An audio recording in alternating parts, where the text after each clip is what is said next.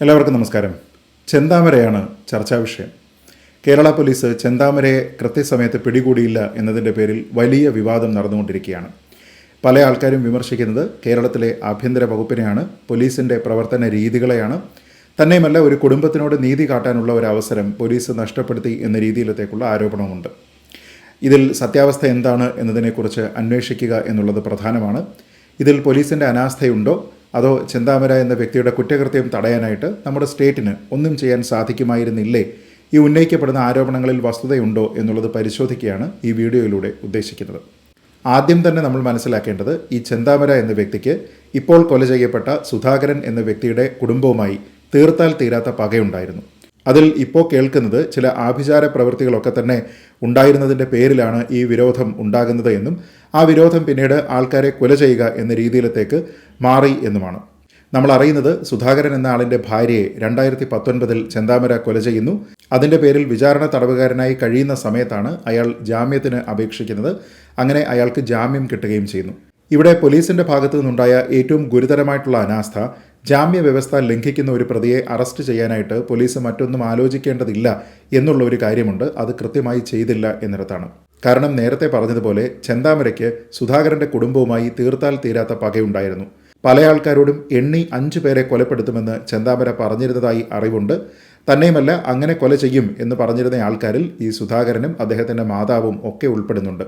ചെന്താമരയുടെ ഭാര്യയെ പോലും കൊല ചെയ്യും എന്നുള്ളതാണ് അദ്ദേഹം പറയുന്നത്.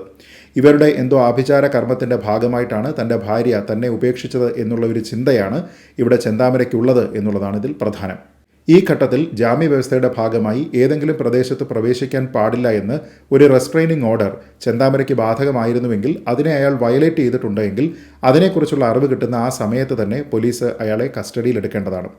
തന്നെയുമല്ല, അയാൾ ഒരു കൊലക്കേസിലെ പ്രതിയാണ്, അയാൾക്ക് ആ കുടുംബത്തിനോട് തീർത്താൽ തീരാത്ത പകയുണ്ട് എന്നതിനെക്കുറിച്ച് അറിയാം. അതുകൊണ്ട് തന്നെ അവരുമായി ബന്ധപ്പെട്ട് എന്തെങ്കിലും വാക്തർക്കത്തിനോ സംസാരത്തിനോ പോലും പോയാൽ അതെല്ലാം തന്നെ ജാമ്യവ്യവസ്ഥയുടെ ലംഘനമാണ് എന്ന് മനസ്സിലാക്കി അതിന്മേൽ പരാതി ഉണ്ടായിക്കഴിഞ്ഞാൽ പോലീസ് കൃത്യമായി ഇടപെടുക എന്നതായിരുന്നു ഇവിടെ വേണ്ടിയിരുന്നത്. പക്ഷേ റെസ്ട്രെയിനിങ് ഓർഡറിനെ വകവെക്കാതെ ആ കുടുംബത്തിലേക്ക് പോയി അവരുമായി വാക്തർക്കത്തിലുമൊക്കെ ഏർപ്പെട്ടിരിക്കുന്ന ഒരു വ്യക്തിയെ സംബന്ധിച്ചിടത്തോളം അയാളെക്കുറിച്ച് പരാതി ഉണ്ടായിരുന്നപ്പോൾ പോലും അതിനെ കാര്യമായി ഗൗനിക്കാതെ ആ പരാതിയെ തൃണവൽഗണിച്ചുകൊണ്ട് ചെന്താമരയുടെ ജാമ്യം റദ്ദാക്കുന്ന ഒരു നടപടിയും കേരള പോലീസിൻ്റെ ഭാഗത്തു നിന്നുണ്ടായില്ല എന്നിടത്താണ് ഈ 2 മരണങ്ങൾ ഉണ്ടായിരിക്കുന്നത്. ഈ കഴിഞ്ഞ ഡിസംബർ മാസത്തിലും ഈ ജനുവരി മാസത്തിലും ചെന്താമരയിൽ നിന്നുണ്ടാകുന്ന ഭീഷണിയെക്കുറിച്ചും അയാൾ ചെയ്യുന്ന പ്രവൃത്തികളെക്കുറിച്ചും സുധാകരൻ്റെ കുടുംബം പോലീസിൽ പരാതിപ്പെട്ടിരുന്നതാണ്. ആ സമയത്ത് കൃത്യമായി പോലീസ് ഇടപെടുകയും ചെന്താമരയെ അറസ്റ്റ് ചെയ്ത് കോടതിക്ക് മുന്നാകെ ഹാജരാക്കുകയും ചെയ്തിരുന്നുവെങ്കിൽ, അയാളുടെ ജാമ്യം റദ്ദാക്കാനുള്ള നടപടികൾ എടുത്തിരുന്നുവെങ്കിൽ ഈ 2 ജീവനുകൾ പൊലിയുകയില്ലായിരുന്നു. അതായത് ഈ മരണങ്ങൾ തടയുന്നതിന് കേരള പോലീസിന് ചില സാധ്യതകളുണ്ടായിരുന്നു. പക്ഷേ അതൊന്നും തന്നെ പരിഗണിക്കപ്പെട്ടില്ല എന്നുള്ളതാണ്.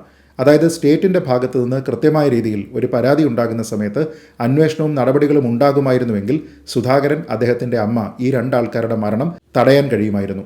അവിടെ അതുണ്ടായില്ല എന്നുള്ളത് സ്റ്റേറ്റിൻ്റെ വീഴ്ചയാണ്.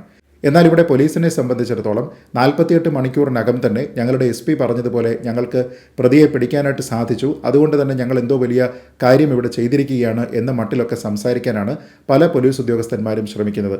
ആലത്തൂർ DYSP ഒക്കെ മാധ്യമങ്ങളോട് സംസാരിക്കുന്നത് കണ്ടു.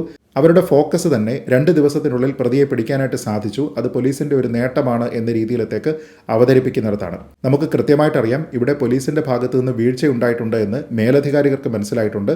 അതുകൊണ്ട് തന്നെയാണ് ആ സ്റ്റേഷനിലെ SHO സസ്പെൻഡ് ചെയ്യപ്പെടുന്നത്. അങ്ങനെ കൃത്യവിലോപം മൂലം സസ്പെൻഷനിലായിരിക്കുന്ന ഒരു ഉദ്യോഗസ്ഥനെക്കുറിച്ച് മറ്റൊരു പോലീസ് ഉദ്യോഗസ്ഥൻ മാധ്യമങ്ങളോട് സംസാരിക്കുമ്പോൾ പോലും അയാളെക്കുറിച്ച് പറയാൻ നിങ്ങൾ മൂലം സസ്പെൻഡ് ചെയ്യപ്പെട്ട എന്ന നിലയ്ക്കുള്ള പദപ്രയോഗങ്ങളാണ് വരുന്നത്. എത്ര അപഹാസ്യമായിട്ടുള്ള ഒരു അവസ്ഥയിലാണ് കേരള പോലീസ് എന്നാലോചിച്ച് നോക്കുക.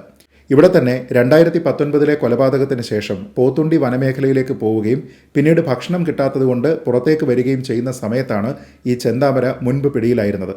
അതായത് കേരള പോലീസിൻ്റെ ഭാഗത്തു നിന്ന് പ്രത്യേകിച്ച് എന്തെങ്കിലും ചെയ്തതുകൊണ്ടല്ല, മറിച്ച് തനിക്ക് വിശപ്പ് സഹിക്കാൻ കഴിയാതെ പുറത്തേക്ക് വരുന്ന സമയത്ത് വേണമെങ്കിൽ പിടിച്ചോട്ടെ എന്ന ഒരു ആറ്റിറ്റ്യൂഡിൽ വരുന്ന സമയത്താണ് 2019 കൊലപാതകത്തിന് ശേഷം ചെന്താമരയെ പോലീസ് കസ്റ്റഡിയിലെടുക്കുന്നത്. സമാനമായ സംഭവങ്ങൾ തന്നെയാണ് ഇത്തവണയും ഉണ്ടായത്. 2 ദിവസത്തോളമായിട്ട് കൊലപാതകത്തിന് ശേഷം അയാൾ മിസ്സിംഗ് ആയിരുന്നു. അയാളെ പല സ്ഥലത്തും അന്വേഷിക്കാൻ പോലീസ് ശ്രമിച്ചു. പക്ഷേ അവസാനം അയാൾ വനമേഖലയിലേക്കാണ് പോയിരിക്കുന്നത് എന്ന് മനസ്സിലാക്കി അങ്ങോട്ട് പോയി കൂടുതലായിട്ടുള്ള അന്വേഷണം നടത്തുന്നതിന് പകരം അയാൾ പുറത്തു വരുന്ന സമയത്ത് പിടിക്കാം എന്ന ഒരു ആറ്റിറ്റ്യൂഡിൽ പോലീസ് കാത്തു നിൽക്കുകയായിരുന്നു. വിശപ്പ് സഹിക്കാൻ ചെന്താമരയ്ക്ക് കഴിയില്ല എന്ന് അയാളുടെ കുടുംബാംഗങ്ങളടക്കം പറയുന്നുണ്ട്.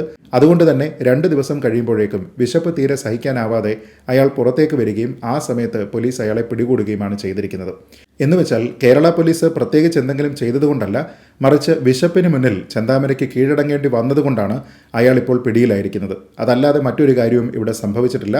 അതിനെ എന്തോ വലിയ നേട്ടം എന്ന നിലയ്ക്ക് പല ഉന്നത പോലീസ് ഉദ്യോഗസ്ഥരും വിശദീകരിക്കുന്നത് കാണുമ്പോൾ സത്യം പറഞ്ഞാൽ ശിക്കാരി ശംഭുവിനോട് ബഹുമാനമാണ് തോന്നിപ്പോയത്. സംശയമില്ലാതെ പറയാം, ഈ വിഷയത്തിൽ പോലീസിന്റെ ഭാഗത്തു നിന്ന് അനാസ്ഥ ഉണ്ടായിരുന്നില്ല എങ്കിൽ നിശ്ചയമായും ചെന്താമരയെ നേരത്തെ തന്നെ കസ്റ്റഡിയിലെടുക്കാനും അയാളുടെ ജാമ്യം റദ്ദാക്കാനും അയാളെ വീണ്ടും ജയിലിലേക്ക് പറഞ്ഞുവിടാനും സാധിക്കുമായിരുന്നു. അങ്ങനെയെങ്കിൽ ഇന്ന് നമ്മളോടൊപ്പം സുധാകരനും അദ്ദേഹത്തിൻ്റെ അമ്മയും ജീവിച്ചിരിക്കുകയും ചെയ്യുമായിരുന്നു. അപ്പോൾ ഇവിടെ പോലീസിൻ്റെ ഭാഗത്തു നിന്നുണ്ടായിരുന്ന അനാസ്ഥയെ മറയ്ക്കുന്നതിന് വേണ്ടി ചെന്താമരയെ വളരെ കൃത്യമായി വേട്ടയാടി പിടിച്ചു എന്ന രീതിയിലത്തേക്കുള്ള പല നറേറ്റീവുകളും സൃഷ്ടിക്കുന്നതിന് വേണ്ടി പലരും ശ്രമിക്കുന്നുണ്ട്.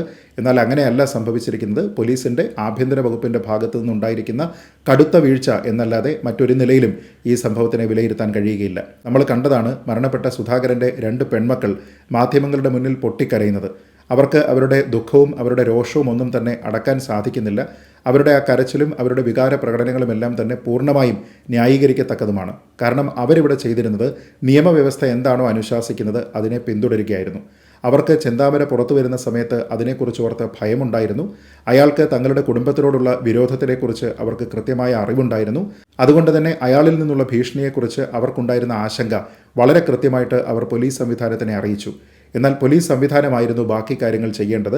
ഇവിടെ ജനാധിപത്യപരമായി ഭരണഘടനാപരമായി പോലീസിൻ്റെ പ്രധാനപ്പെട്ട ഉത്തരവാദിത്തം എന്ന് പറയുന്നത് തന്നെ ജനങ്ങളുടെ ജീവനും സ്വത്തും സംരക്ഷിക്കുക എന്നുള്ളതാണ്. സർക്കാരിൻ്റെയും ഏറ്റവും പ്രധാനപ്പെട്ട ഉത്തരവാദിത്തം എന്ന് പറയുന്നത് ഇത് രണ്ടും തന്നെയാണ്. എന്നാൽ ഇവിടെ സുധാകരൻ്റെ ജീവൻ സംരക്ഷിക്കുന്നതിന്, അദ്ദേഹത്തിൻ്റെ മാതാവിൻ്റെ ജീവൻ സംരക്ഷിക്കുന്നതിന് സ്റ്റേറ്റിനോ പോലീസിനോ സാധിച്ചില്ല എന്നുള്ളിടത്താണ് ഭരണഘടനാപരമായിട്ടുള്ള ജനാധിപത്യപരമായിട്ടുള്ള ഒരു വീഴ്ച പോലീസിൻ്റെയും സ്റ്റേറ്റിൻ്റെയും ഭാഗത്തു നിന്ന് ഉണ്ടായിട്ടുണ്ട് എന്ന് നമ്മൾ മനസ്സിലാക്കേണ്ടത്. അങ്ങനെയാണ് എങ്കിൽ നീതീകരിക്കപ്പെടാനാവാത്ത ഒരു തെറ്റാണ് ഇവിടെ പോലീസിൻ്റെ ഭാഗത്തു നിന്നുണ്ടായിരിക്കുന്നത്. അതല്ലാതെ കേവലം ഇതിലെ പ്രതിയെ പിടിച്ചു എന്നതുകൊണ്ട് മാത്രം കേരള പോലീസിൻ്റെ തൊപ്പിയിൽ മറ്റൊരു പൊൻതൂവൽ കൂടി ഉണ്ടാവില്ല എന്ന് ഏമാന്മാർ തിരിച്ചറിയുന്നത് നന്നായിരിക്കും. എന്തായാലും അകാലത്തിൽ പൊലിഞ്ഞ ആ ജീവനുകൾക്ക് മുന്നിൽ അനുശോചനം അറിയിച്ചുകൊണ്ട്, ആ കുട്ടികളുടെ കുടുംബത്തിൻ്റെ ദുഃഖത്തിൽ പങ്കുചേർന്നുകൊണ്ട് കേരള പോലീസിനെയും സംസ്ഥാന സർക്കാരിനെയും അവരുടെ അനാസ്ഥയുടെ പേരിൽ അതിരൂക്ഷമായി വിമർശനം അറിയിച്ചുകൊണ്ട് ഈ വീഡിയോ അവസാനിപ്പിക്കുന്നു. ജയ് ഹിന്ദ്.